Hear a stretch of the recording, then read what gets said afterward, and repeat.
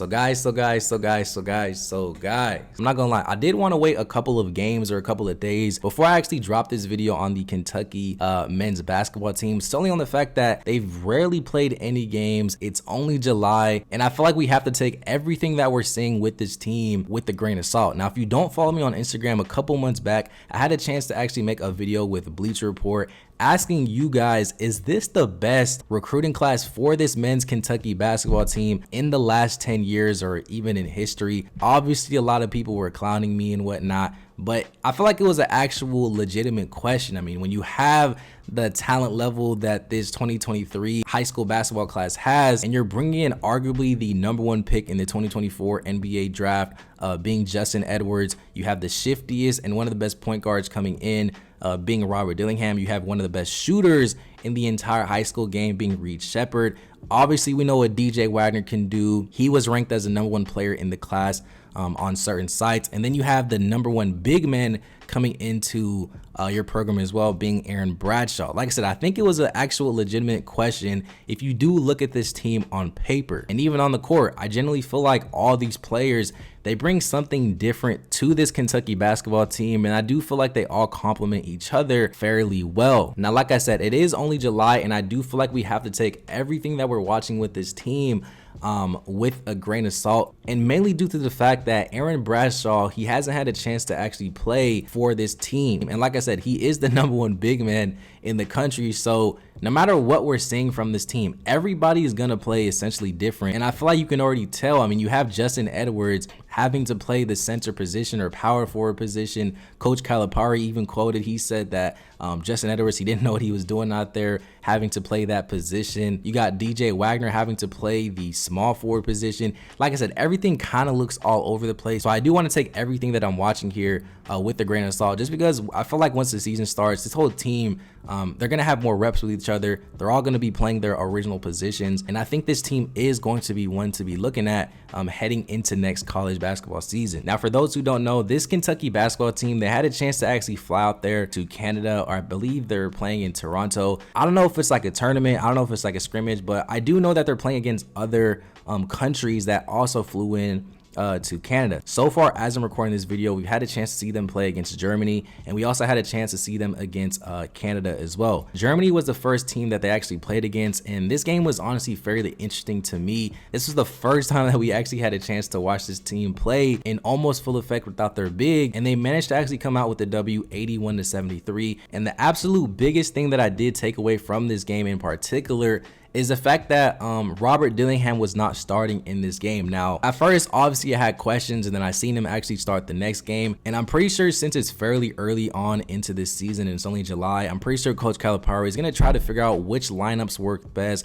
who should be starting, who should not be starting. So I kind of understand it from that perspective. But as I'm watching both of these games, there's a lot of things that I'm looking at in each particular player. I feel like there's no other player we have to start off this video off without talking about their point guard, Antonio Reeves. So far over the course of the games, he's been their leading scorer. And in my opinion, he's easily looked like the best player so far for this team. I feel like this kid essentially has no weakness to his game. He can shoot the ball. He's a great point guard. He has size. I believe he's listed at 6'5" or 6'6". He can crash the boards. He can create offense. He can generate offense. He knows how to find the open man. He essentially plays like a veteran. And at first I thought he was like another freshman, or he was like a sophomore or something. And I did a little research, and it does look like he is a senior for this team, also being an incoming transfer. Believe it or not, I actually do like Antonio Reeves starting for this team. I just feel like he does too many good things on the floor to not actually start for this team as well. And the fact that he's arguably the oldest player on this team as well, there's just absolutely no way that this kid should not be starting. And I do feel like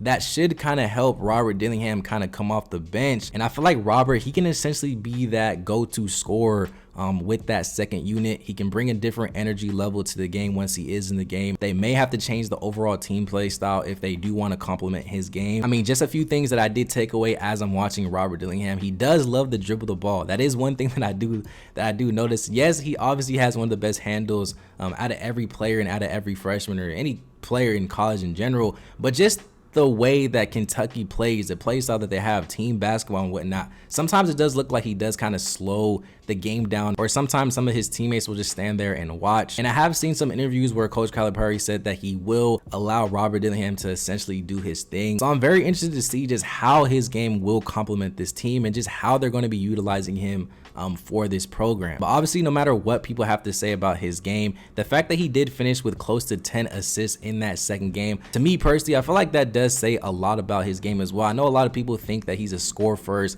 type of player, but that is one thing that I'm noticing as I'm watching Robert Dillingham. He loves to make winning plays for his teammates. He's not scared to make the extra pass. He does a good job at drawing defenses to essentially find the open man. There's just a lot of things that this kid does offensively that I know a lot of NBA teams are going to love about his game. Like I've said in past videos, he essentially kind of reminds me of a Darius Garland type of play style. I think they do kind of have a similar size as well. So I think if Robert Dillingham can essentially replicate his game like Darius Garland, then I personally do think the sky is the limit for his game. But one last thing that I do have to mention as it pertains to Robert Dillingham is the fact that if he does want to play the minutes that people think that he should be playing, he is going to have to put a little bit more energy on the defensive end. Call me crazy, but I do feel like he has to be annoying and he has to be one of those pesky defenders. I've said this in the past and I'll say it again. If you're that size, if you're 6'1", 6'2", you have to be annoying. You have to affect the defensive end in numerous amounts of ways, because no matter how good you are offensively, the NBA in this level is all about mismatches. And I know teams are going to try to attack and utilize that mismatch on their side of the floor. I think another player on this Kentucky team that does a good job of that is Reeves, at least so far in these few games that I've personally seen. The stat sheet is not always going to tell what a player is doing, but Reeves in particular, this kid right here, he just plays hard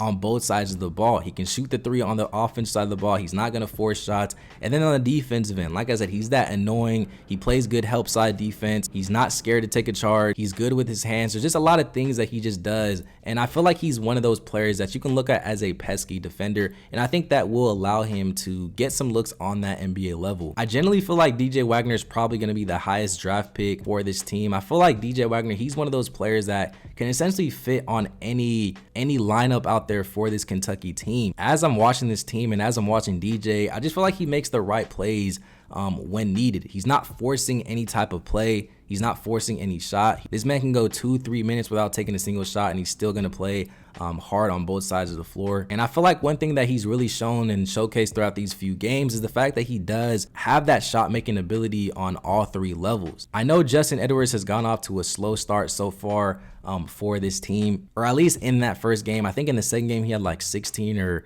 I know he finished with double digits in that game. He definitely looked a lot better. A lot of people actually believe that he's going to be the highest draft pick for this team. Like I said, a lot of people have him as the #1 or top 3 picks in the 2024 NBA draft. And similar to DJ Wagner, I think he's just very good at attacking the basket. And I know he does have a lot to learn, especially on the offense side of the ball, when to make certain reads, when to attack the basket, when to shoot it, when not to shoot it. I think those are things that's going to come to him as this season progresses. But nonetheless, I do think he's going to be a top 10 pick in next year's draft. Guys, like I said, it is only July, so I do feel like we have to take everything that we're watching here with a grain of salt. Like I said at the beginning of the video, obviously this team is not fully constructed. They don't even have their 2 big men, so every single one of these players is essentially playing a different type of game. I do think this team is going to be one of the best teams in college basketball next season if they can all buy in, if they can all bring intensity on the defensive end, and essentially if they can just all play their specific roles. Let me know down below what you guys think of this Kentucky basketball team so far. Do you think they're going to be one of the best teams in college basketball next season? Get honest in the comment section down below.